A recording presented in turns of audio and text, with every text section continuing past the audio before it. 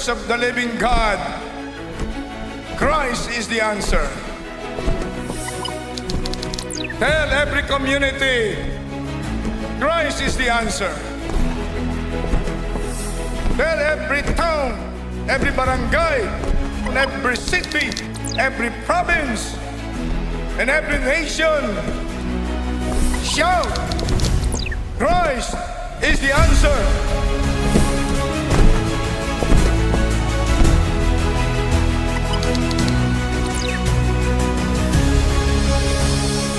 Napakahalaga ang mga anak ng Diyos maging ilaw at asin ng sanlibutan.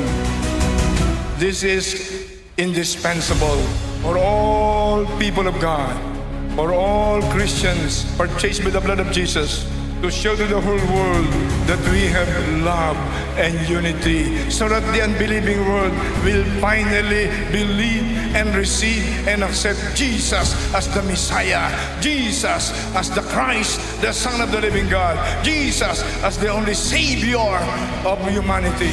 Everybody say, our God is not dead. Jesus is alive. Jesus is Lord. Over the Philippines. Over Asia. Over America. Over Africa. Over Australia. Over Antarctica. Over Canada. Over Europe. Jesus Christ. The begotten Son of the living God. Is Lord. All over the world.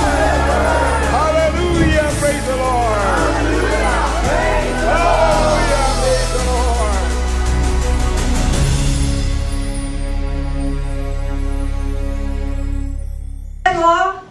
At sabi po, sige po, balikan po natin ang ating key verse.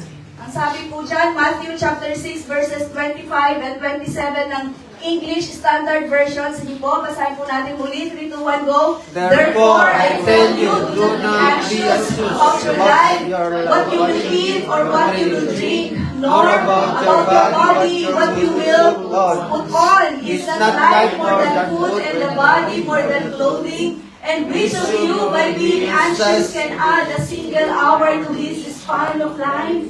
Sino po sa atin ang marami pong iniisip? Diba? Napakalina mo sabi, sino ba sa inyo na sa pamamagitan ng pagkabalisa ay kaya magdagdag kahit isang oras man lamang sa kanyang buhay? Amen? Niyan sabi nga po ni hindi nga natin kayang paitimin o paputiin ang ating mga buhok. Kaya lamang tina. Amen po, sino po mga nagtitina na sa atin. Amen. Pero yung natural, nung meron pong kapatiran dati sa JIL Tokyo, nung nandun pa po ako, lagi po siya nagpapaitim ng buhok. Until such time, nagsawa na siya, pinabayaan niya na puting-puting na yung buhok. So, yun po talaga yung totoo. Kahit ano pong gawin natin, hindi po natin kaya paitimin o paputiin ang ating mga buhok. Kaya pakisabi po sa katabi, huwag kang mabalisa. Amen? Huwag kang mabalisa. Kung babasahin po natin sa Matthew chapter 6, verses 25 to 34, na ilang beses pong inulit yung salitang anxious. Anxious. 6 na beses pong inulit yung salitang anxious. Ngayon, sige po, paari po ba natin pakita ano po bang ibig sabihin pag sinabing anxious? Anxious is adjective. Yung noun po niya ay anxiety. Sige po, ang pakita po natin. Pag sinabing anxiety, ang sabi po, uneasy feeling of uncertainty, agitation, dread, or fear. Yan po ang sabi ng Bible Study Tools. Dictionary. Pagka sinabi pong of course, pag sinabi pong feeling of uncertainty, walang kasiguraduhan. Agitation, pagkabalisa. Yung dread, ang sabi po sa Tagalog, nakakakilabot, nakakasindak, at alam po natin ang fear, pagkatakot, pangamba. Meron po ba sa atin yan? Kasalukuyan na nakakaranas po ng mga ganyang klase ng anxiety. Pero ang sabi po, sige po, next slide po, ang sabi po ng Merriam Dictionary po, kinuha ko po yung medical, ang sabi po niya, ang ibig sabihin ng anxiety in medical terms, sige po, basahin po natin, an abnormal and overwhelming sense of apprehension and fear, often marked by physical signs such as tension, sweating, and increased pulse rate. Ang sabi po, isang abnormal at labis na pakiramdam ng pangamba o pagkatakot na usually nararanasan po ng mga taong inaatake ng anxiety. Nandun po yung tension. Nandun po yung sobrang pagpapawis. Or marahil po, sobrang panlalamig. Or increased pulse rate. Yung tibok ng puso. Amen po. Sino na po sa atin nakaranas niyan? Na inatake po ng anxiety. Praise the Lord, hindi ko pa po naranasan. Mabilis lang ito. Pero alam ko po, hindi po biro ang nararanasan po ng mga inaatake po ng anxiety. Lalo na po sa panahon po ngayon ng social media, na very aware na po ang mga tao. Sabi nga ni Robin Hood Padilla, sabi niya nung kabataan daw niya, hindi nga niya daw alam yung salitang stress. Diba? Masaya na yung mga bata, nagtatakbuhan, naghahabulan sa daan. Sino po nakaranas ng mga larong pambata, larong kalye, yung mga nakikipaghabulan. Amen? So ako po, kasama po ako doon. Pero ang sabi nga ngayon, bata pa lang sasabihin may stress na daw. Diba? So kasi sa sobrang na-aware na ang mga tao. Amen? So sige po, and next slide po, ang sabi po dyan, ang sabi po, causes of anxiety. Ano po ba yung usually po na nagiging cause po, hindi po tayo psychologist, hindi po tayo psychiatrist, pero of course, dahil ang salita po ng Lord ay wala pong pinipili, kaya we accept the challenge. Basta po para sa benefit ng mga kapatiran, even sa akin, may natututunan po ako. Amen? So, ano nga po ba? Number one, sino po yan? Financial instability agad. Amen po? Diba? So, ano lang, real talk, yan talaga yung number one, na usual na nagiging problema. Kaya lampasan lahat.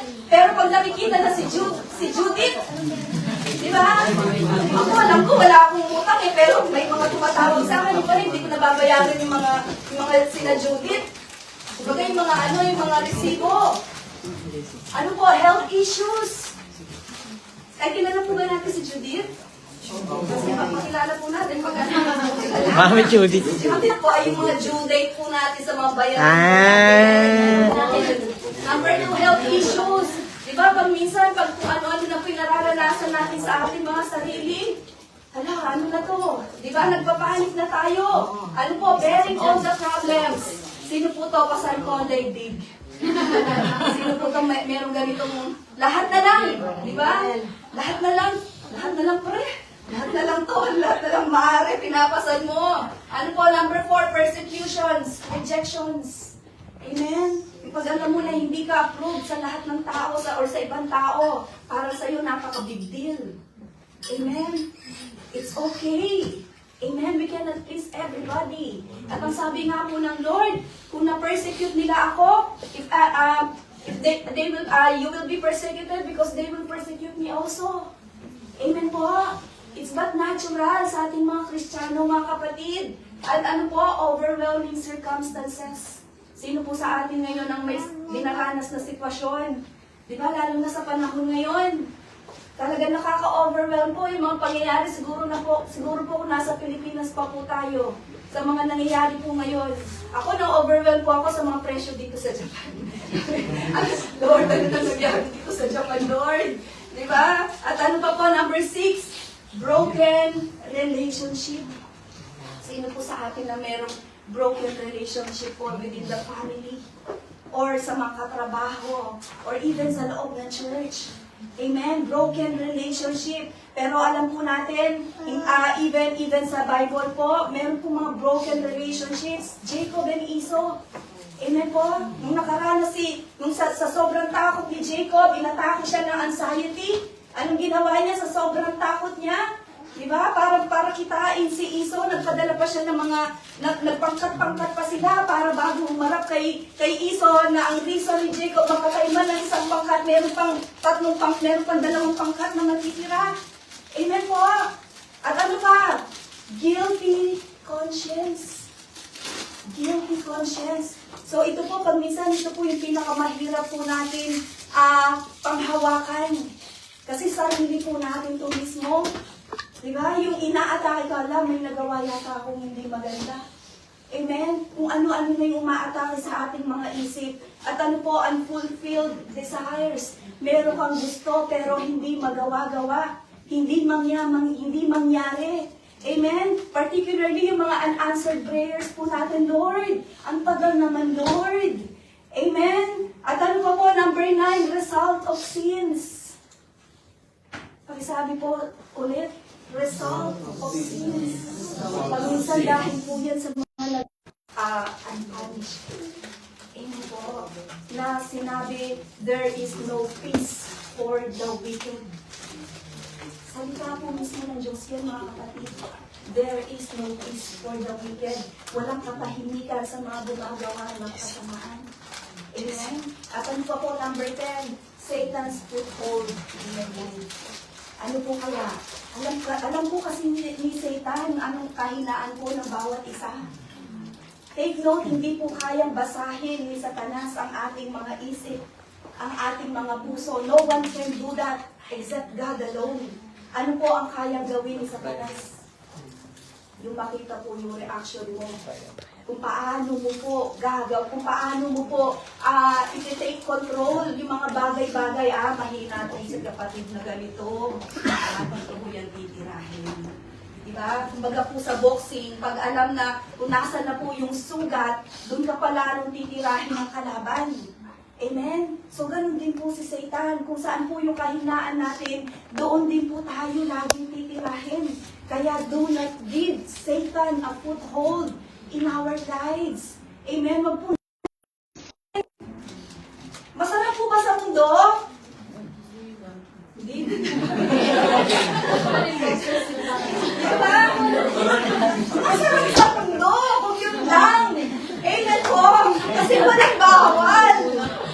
Pero, dahil nasa Lord na po tayo, alam na po natin na hindi lahat ng maganda pala ay makakapasok sa kaharian ng langit. Amen po ba? Hindi pala lahat ng akala mong tama, amen po, ay makakapasok sa kaharian ng langit. Dahil ang lahat ay nakasulat sa ating mga Biblia. Amen po. Kaya pag nakaalis na po tayo sa mundo, wag mo nang ano pa ulit yung kamay mo. Amen? Kasi, pag inahasok mo ulit yung kamay mo sa mundo, anong susunod? Yung isang paa mo. Ano pa susunod ni Satanas? Hihilahin ka niya ulit pabalik sa iyo. Amen po. Kaya do not give Satan foothold in our lives. At ano pa po? Ano po yung epekto po ng anxiety? Ano po ang pinaka-epekto? Number 1, overthinking. Diba? Sino po sa atin isip ng isip? Amen po. Isip ng isip, ang sakit na sa ulo. Amen? At ano pa po? Number 2, discouragement. Wala ka ng gana. Wala ka ng lakas. Ayoko na, Lord. Amen? Okay pa sana kung ang Lord din ang tinatawag mo, paano kung hindi na pala ang Lord? Dahil sa sobrang hindi ka na din naniniwala sa Lord. Lord, bakit? Bakit kailangan danasin tong mga to? At ano pa po? 3, swing moods. Ano po yan sa Tagalog?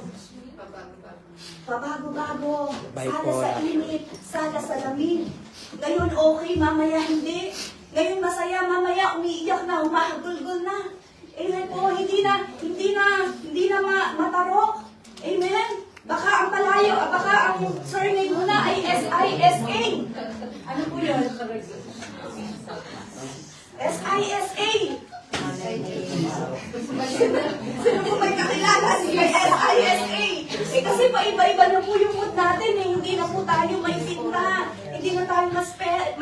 hindi ka na may spelling.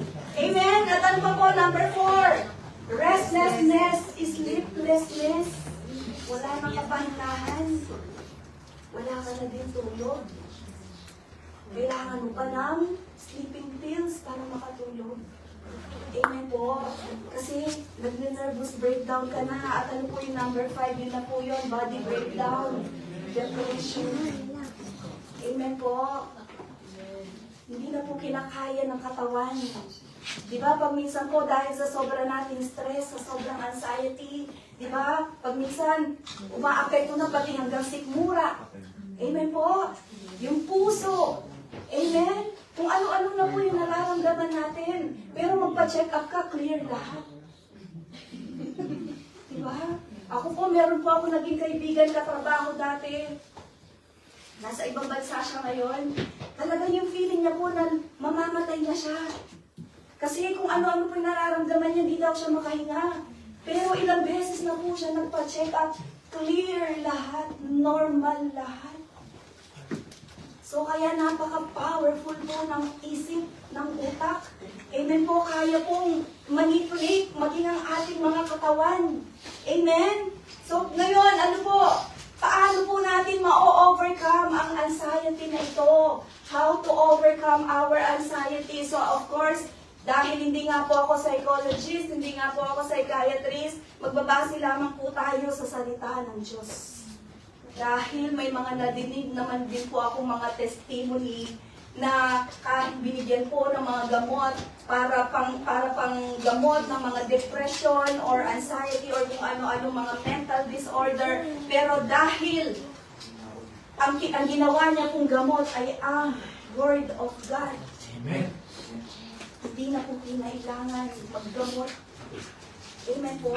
Kaya tayo, wala po tayong kayang mai-recommend kung hindi ang Lord. Kasi unang-una, it's all about, nasa isip po natin ng lahat. But we know that God can control our hearts, our minds. Amen po, our thoughts. Sa pamamagitan ng banal na salita ng ating Panginoon. Pakisabi po sa katabi, ang Word of God ang siyang gamot.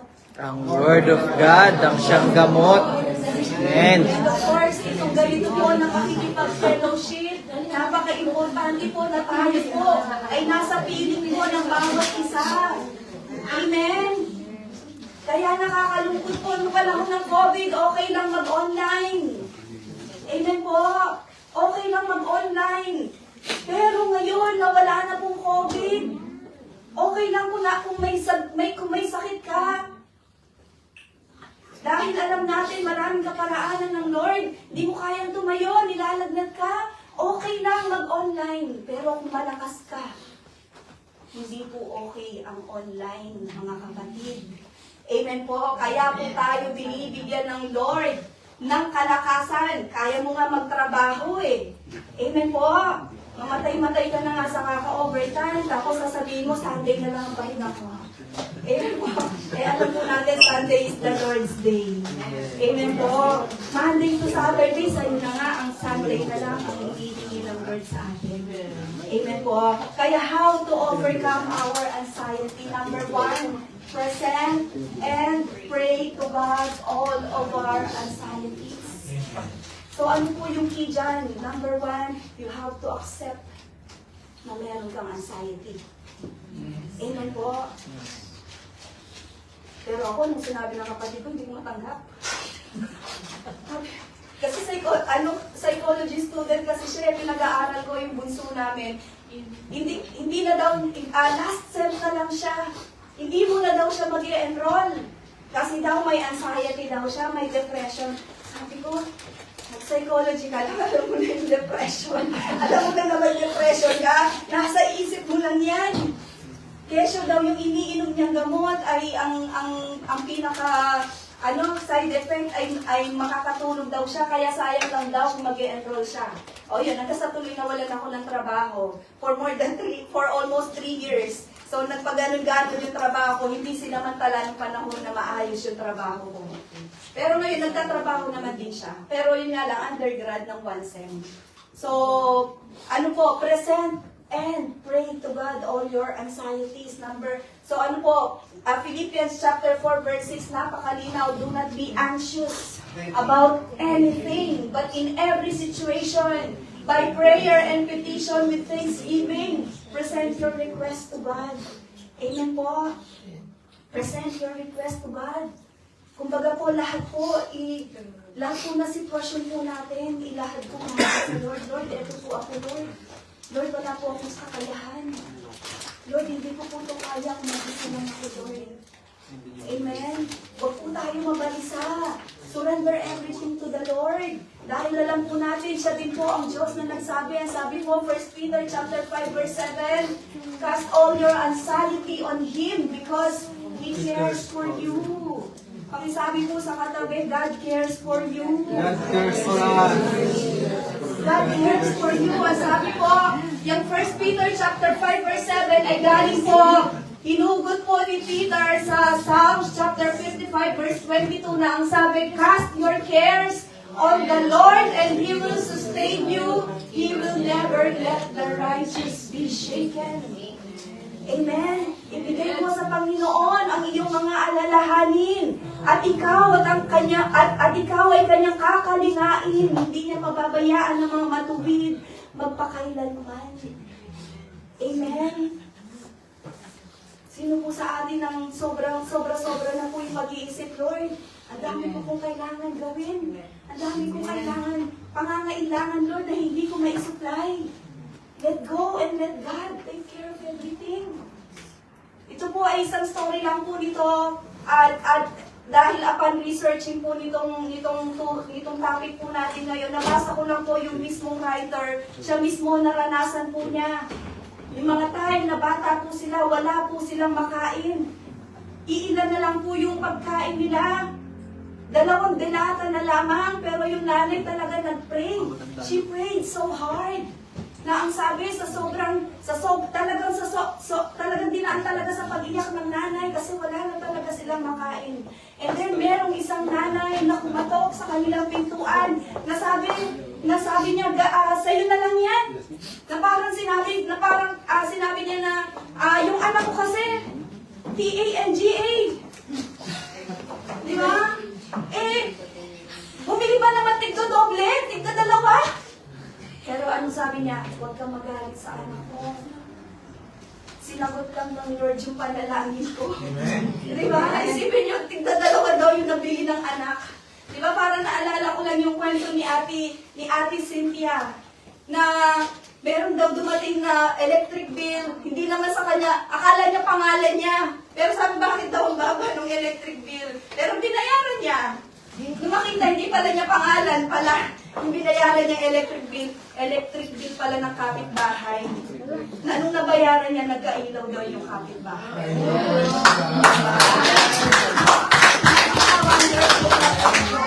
Amen po. So mga kapatid, cast all your cares to God. Present and pray to God bago po tayo mataranta. Dahil alam po natin ang Lord, kaya nga po niya magpadala ng mga uwak para magbigay ng pagkain. Amen po ba? Kaya niya gumamit ng kahit na ano. Amen. At ano po, number 2, know God well, so we can think well. Dapat kilala mo ang Diyos mo, kilalanin mo ang Diyos mo, para maging tama ang iyong kaisipan. Amen po. Kasi baka mamaya nawawalan na po tayo ng faith sa Lord. Kaya gumigewang-gewang na po ang ating mga desisyon. Nawawalan na po tayo ng pag-asa. Ano po sabi Psalms chapter 94 verse 19? When anxiety was great within me, your consolation brought me joy. Kapag sa aking puso ay maraming pag-aalala, ang iyong mga pag-aliw ay nagpapasaya sa aking kaluluwa. Alam po natin, kaya tayong aliwin ng Lord. Kaya po tayong i-rescue ng Lord. Si David, kilalang-kilala ang Lord. Alam po natin, he is a man after God's own heart nga. Di ba po? Yung isa po naging topic po natin. Pero bagamat marami po siyang mga kalaban, Dumaranas din po siya ng mga gutom, ng mga sakit, pahirap. Pero wala po siyang ibang tinawag kung hindi ang Diyos. Dahil kilala niya ang Diyos niya. Amen? Sa kanya lamang nagtiwala si David. Psalms chapter 62 verses 1 to 2. Ang sabi po dyan, saan po natin 3, 2, 1, go! Truly my soul finds rest in God. My salvation comes from Him. Truly He is my rock and my salvation. He is my fortress. I will never be shaken. Amen po. At kung babasahin po natin kung Psalms chapter 62, inulit pa po yan. Itong dalawang verses na yan. Sa verse 5 and 6, inulit ni King David. Ganun po. Katiwala si King David sa Diyos. Kaya tayo po, kung kilala po natin ang Lord, kung gaano po, kung alam po natin kung gaano po tayo kamahal ng Diyos, mas madali pong magtiwala sa Diyos. Ang Diyos ng ating mga Biblia, the God of our scriptures. Amen po. Mas madali po na yung faith po natin, mas madaling lumalim. I-cultivate po natin muli ang ating pananampalataya sa Diyos. Pasaliksik po natin sa Lord hanggang sa makamit po natin yung tunay na kapayapaang nanggagaling sa Lord. Lord, tanggalin mo po, Lord, ano man nakikita mo, Lord, dito sa puso ko, sa isip ko, Lord, na hindi nakakalugod sa iyo. Psalms chapter 139 verses 23 to 24, ang sabi po, search me, God, and know my heart. Test me and know my anxious thoughts. See if there is any offensive way in me, and lead me in the way everlasting. Kasi mga kapatid, bakit po naisulat yan? Kasi baka mamaya meron na po pala sa mga puso natin, sa isip natin, na siya pang magiging dahilan para hindi po tayo makapasok sa ating eternal dwelling, para hindi po tayo magkaroon ng everlasting life. Lord, tanggalin mo po. Amen po. Tanggalin mo, Lord. Lapit lang sa Lord hanggang sa makamtan po natin ang kapayapaan ng Lord. Na ang sabi po, Philippians chapter 4 verse 7, and the peace of God which transcends all understanding will guard our hearts and our minds in Christ Jesus. Diba? Ang tunay na Kristiyano, hindi iniindang mga problema. Amen po. Pakitingnan nga po yung katabi. Kung talagang hindi nga po iniinda yan. Diba? Wala po tayong problema. Diba? Mas maganda po sabihin, mas maganda po na marinig po natin, bakit ikaw? Parang wala kang problema. Basketball man. Akala mo lang. Amen. Tatawa-tawa lang yan kasi alam niya, His God is in control. Alam niya, her God is in control. Amen. Sino bang tao na hindi nakaranas ng problema? Hindi naman po sinabi ng Lord na pag tayo ay naging Kristiyano, na pag tayo ay naging born again, hindi na po tayo makakaranas, excuse na po tayo sa mga problema. Hindi, mga kapatid, pakisabi po sa katabi, mas dumami na. Amen po. Diba? Kasi mas tinetesting po tayo ng Lord. Dahil alam niya po kung ano yung kakayahan po natin. Kaya dapat master na po natin ang bawat problema na dumadating. Alam na kita. Dinanas na kita dati, problema ka lang. Amen po. But my God is bigger than all the mountains of problems. Amen po. Palakpakan po natin ang ating Panginoon. Number 3 tayo po. Number 3, listen to the Lord's voice and not the world's voice. Amen. Wow, napakalakas na amen. Pakinggan po natin. Dapat alam po natin i-distinguish kung ano yung boses ng Diyos. Boses ng Lord kesa sa boses ng mundong ito. John chapter 10 verse 27, my sheep listen to my voice. I know them and they follow me. Sino po nagsalita po niyan? The Lord Jesus. Pakitanong nga po, alam mo ba ang tinig ng Lord? Alam mo ba? So, alam po ba natin pag nangungusap ang Lord sa atin? Did you know? Sa anong paraan? Hindi man po natin literal na naririnig ang tinig ng Lord, but we know that God has all His means. Amen? Para hindi po may parating sa atin ang mensahe ng Lord. Paano po? The Lord, ang sabi po dyan, the Lord speaks to us through the Holy Spirit, His words, our prayers, the people around us, and the circumstances of our lives. Amen. Diba, pag minsan, ang Holy Spirit, biglang magkakaroon ng promptings. Ako po, lagi ko po nararanasan yan. Meron akong gustong gawin, pero mabilis po ang Holy Spirit, agad nagre-review. Nararamdaman ko po agad yung pagkilos. Kaya dapat tayo po, alam po natin yung pagkilos ng Holy Spirit. Amen? Sa pamagitan ng kanyang salita, pag tayo po ay nagbabasa ng ating mga Biblia, the Lord speaks to us. Amen? Hindi yung lagi lang tayo aasa sa mga dumadaan sa ating mga Facebook, sa ating mga timeline. Ay, ito, message to ng Lord, Bible verse. Hindi ka naman nagbasa ng Bible eh. Amen po. Bakit alam mo ba yung context ng Bible verse na yun? Maaari mo lang sabihin ng message ng Lord kung beforehand nagbasa ka na ng Bible. Amen. And then, meron ng message sa iyo ang Lord. Meron ka ng Bible verse na binubulay-bulay. Pag open mo ng Facebook, same Bible verse. Yun pwede.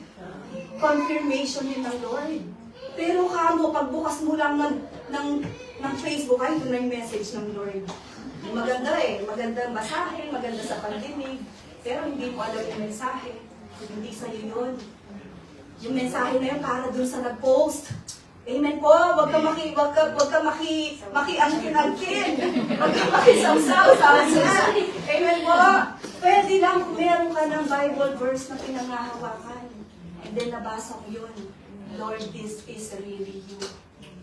Amen po. At ano pa po, our prayers, pananalangin. Kailangan nananalangin po tayo sa mga tao sa paligid natin. Meron na mensahe ang Lord, pero gusto mo ng confirmation. Nakausap mo si kapatid. Same na message na gustong iparating sa iyo ng Lord. That is confirmation. Amen po. Circumstances. Ayaw na nga ng Lord, pinipigilan ka lang, sige ka pa rin ng sige. Hello. Amen po. Gusto mo yan. Diba? Pero alam po natin, pag kalooban po ng Lord, everything is smooth. Amen. Amen. Palakpakan po natin. Kaya ano po, dapat alam po natin ang tinig ng Lord. Matthew chapter 14 verse 27 na pag nagsabi, Jesus immediately said to them, take courage, it is I, don't be afraid. Ako ito. Huwag kang matakot. Amen po. Take courage. Maging matapang. Pag tayo po ay nakakaranas, inaatake po ng anxiety, alalahanin po natin ang Lord. Do not be discouraged. Lalo na po kung babasahin po natin ang Joshua chapter 1, ilang beses pong inulit? 6 times. Do not be discouraged. Do not be dismayed. Amen po. Sinabi ng Lord kay Joshua, ganun din po sa ating mga kapatid. Take courage in this eye. Do not fear. Bakit po? Kasi kung hindi po natin naririnig ang tinig ng Lord, na nagsasabing maging matapang ka, mas lalo ka pong aatakihin ni Satanas. Dahil alam po natin si Satanas, 1 Peter chapter 5 verse 8, your enemy, the devil, prowls around like a roaring lion, looking for someone to devour. Naghahanap lang na masisila si Satanas. Katulad po nung last, yung pang-10 po natin na reason or cause ng anxiety, Satan's foothold in our lives. Amen? Kaya ang tanong po, kanino po kayang tinig ang naririnig po natin? Kasi kung puro atake po ng takot, pangamba, pagkabalisa, hindi po yan galing sa Lord. Dahil malinaw po ang sabi ng banal na salita ng ating Panginoon. 2 Timothy chapter 1 verse 7, For God has not given us the spirit of fear, but of power, of love, and of sound mind. Ano mang takot, pakisabi po sa katabi, hindi galing yan sa Lord. Dahil ang binigay po sa atin na Espiritu ng Diyos ay Espiritu ng katapangan, Espiritu ng pagmamahal, pag-ibig, Espiritu ng disiplina sa sarili. Amen? And number 4, sige po, sabi po dyan, do your right best and God will do the rest. Dapat do your best lang po yan, pero nilagyan ko po siya ng right. Bakit ko po kaya siya nilagyan ng right? Kasi di ba, pag sa ginawa ko naman lahat eh. Amen po. I did my best, but I guess my best wasn't good enough. Eh kaso nga mali yung best mo. Di pala right. Against sa salita ng Lord, yung sinasabi mong best mo. It's a wrong best. Kaya doon po tayo sa right best. Best, you're wrong, best. Right best. Pakiulit nga po. Right best. Pakisabi nga po. Best. Best, alright tayo, best. Matthew chapter 6 verse 27 ng English Standard Version. And which of you, by being anxious, can add a single hour to this span of life? So yan po yung ating key verse kanina. Ang daming pangangailangan, financial problem, mga bayarin, mga pangangailangan. Akala natin, ginawa po natin ang best natin. Yung mga pinangkukunan ng resources natin, hindi naman po pala galing yun sa Lord. Amen? Pero ano po ang dapat? Unahin po muna natin ang katwiran ng Diyos. Ang sabi po, Matthew chapter 6, verse 31 to 33. Ang sabi po dyan, do not be anxious saying, what shall we eat? What shall we drink? Or what shall we wear? Sige po, verse 33. But seek first the kingdom of God and His righteousness, and all these things will be added to you. Amen? So yan po ang tama. The right best. Seek first the kingdom of God. Amen? Hanapin muna po natin ang katwiran ng Diyos, ang kaharian ng Diyos, at anumang pangangailangan po natin ay idadagdag ng Diyos. Amen. At anuman po mga hindi natin kailangan na sa tingin po natin ay excessive sa buhay natin, na nakakasagabal, tatanggalin din po lahat yun ng Lord. Pag inuna po natin ang kaharian ng Diyos. Amen po. Kaya ano po, kasama po, sige po, kasama po sa pagsik po natin, yung invitation po ng Lord na lumapit po sa Kanya. Lapit lang tayo sa Lord, kapatid. Dahil alam po natin, iba ang kaparaanan ng Lord sa kaparaanan natin. Tayo, ubus na yung lakas natin eh. Pinapahagod natin ang sarili natin, pero sabi lang naman ng Lord, Matthew chapter 11 verse 28, Come to me, all you who are weary and burdened, and I will give you rest. Amen? Ibibigay ko ang kapayapaan. Ano pangangailangan mo? Naliliitan ka ba sa Diyos? Nalilimitahan ka ba sa kapangyarihan ng Diyos? Dahil alam natin, Philippians chapter 4 verse 19, And my God will meet all your needs according to the riches of His glory in Christ Jesus. Pakisabi nga po, I have my God who is my Jehovah Jireh. I have my God. Ayan.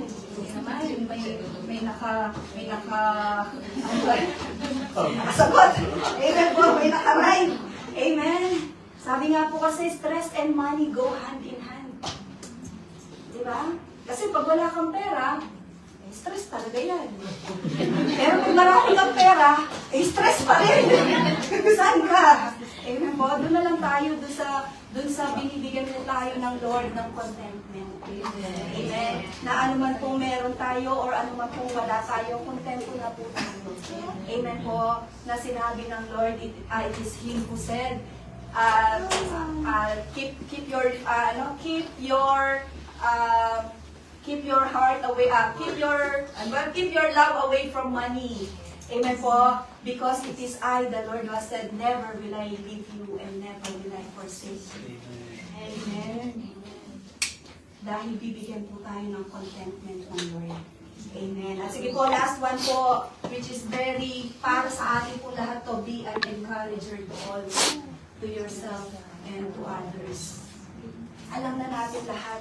Amen po. So, application na lang. Paano po natin i-encourage ang ating sarili or ang ating mga katabi, ang ating mga kaibigan, kapamilya.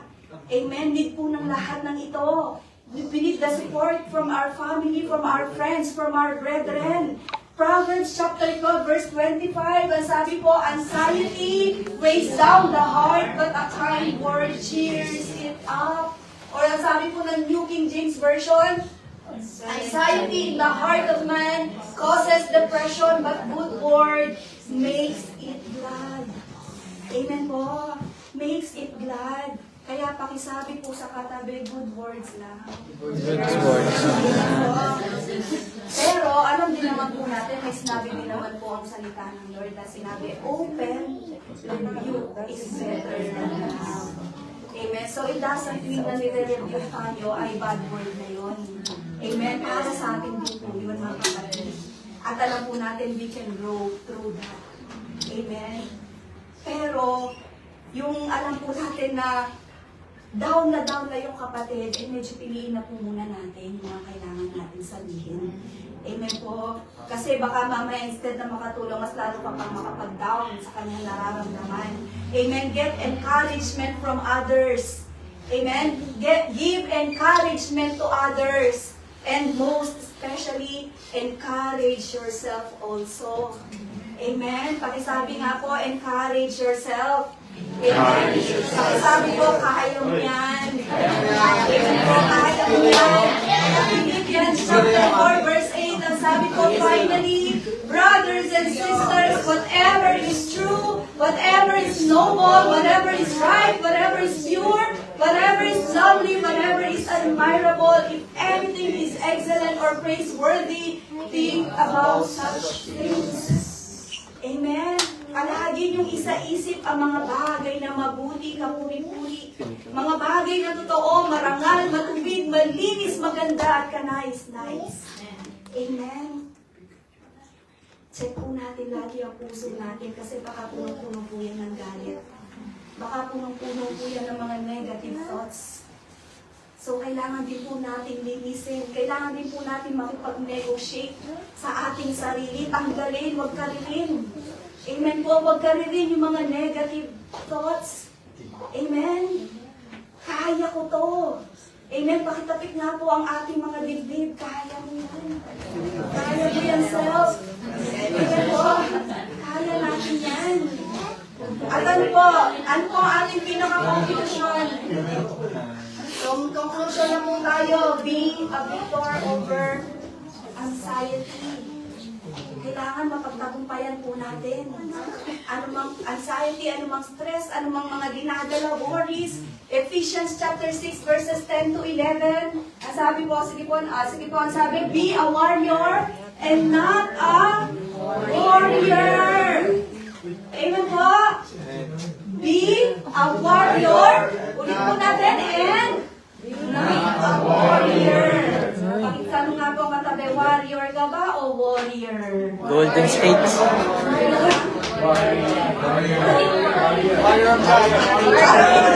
Warrior sa warrior.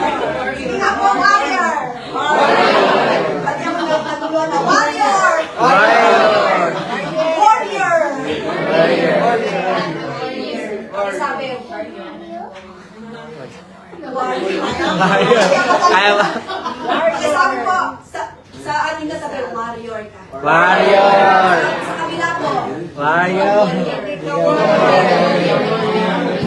Kaya sabi ko, Ephesians chapter 6 verses 10 to 11, finally, be strong in the Lord and in His mighty power. Put on the full armor of God so that you can take your stand against the devil's schemes. Kasi kailanman hindi po tayo magiging warrior kung wala po tayong panangga. Kung wala po tayong mga armor. Amen po. So kaya kailangan po, alam po natin, ang ating full armor of God, the belt of truth, the breastplate of righteousness, feet fitted with readiness, shield of faith, helmet of salvation, sword of the Spirit, which is the Word of God. Lagi po natin sinasabi to sa lahat po ng mga nabanggit, puro panangga lang yun. Belt of truth, breastplate, feet fitted with readiness, or sa ibang translation, sandals, shield of faith, ano po, helmet of salvation, pero ano po yung panlaban? Word of God. Amen. Bakit? Kasi nga, kung si Satanas nga po, may mga alam po niya ang Word of God. Diba? Nakipagtalas-tasan nga siya sa Lord, sa Matthew chapter 4. Diba? Kung ikaw ang anak ng Diyos, diba? Or it is written, sabi, diba? Or it is written. Kuwang-kuwa. Ano po sabi? Sabi nga, Jimmy, ano sabi? Ay, niya.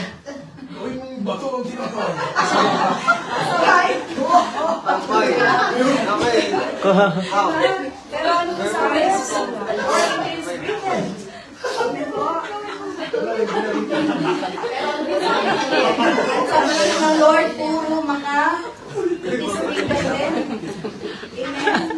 So kaya baka mamaya sa Satanas po, gamitan po tayo ng Word of God.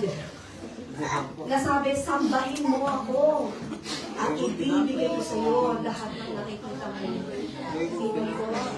Pero ano po sabi? Lord, it is written, you shall worship and serve only your God.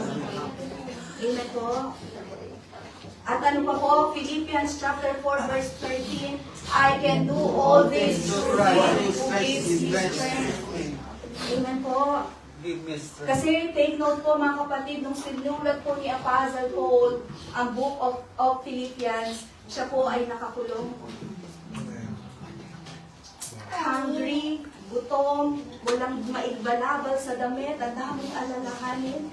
Pero in the end, nasabi pa rin niya, I can do all things through Christ who strengthens me. Ang sabi po sa ibang Bible translation. Amen. Kaya sabi po, James chapter 1 verses 2 to 3, consider it pure joy, my brothers and sisters, whenever you face trials of many kinds, because you know the testing of your faith produces perseverance. At sa ating last verse po, ano po, ang sabi po dyan, Romans chapter 8 verse 37 to 39, no, in all these things we are more than conquerors through Him who loved us. Amen. Tayo po ay matagumpay na. Napagtagumpayan na nga po ito ng Lord Jesus. Diba? Sabi nga po ng Lord, take heart, I have overcome the world. Napagtagumpayan ko na ang mundong ito. At dahil kayo ay mga anak ng Diyos, napagtagumpayan na rin po natin ang mundong ito. Amen? Kaya sabi po, sige, palakpakan po natin ang Lord. Hindi po, basahin po natin ng malakas. For I am convinced that neither death nor life, neither angels nor demons, neither the present nor the future, nor any powers, neither height nor depth nor anything else in all creation will be able to separate us from the love of God that is in Christ Jesus our Lord. Amen. Kaya pakisabi po sa self, be a warrior, not a warrior.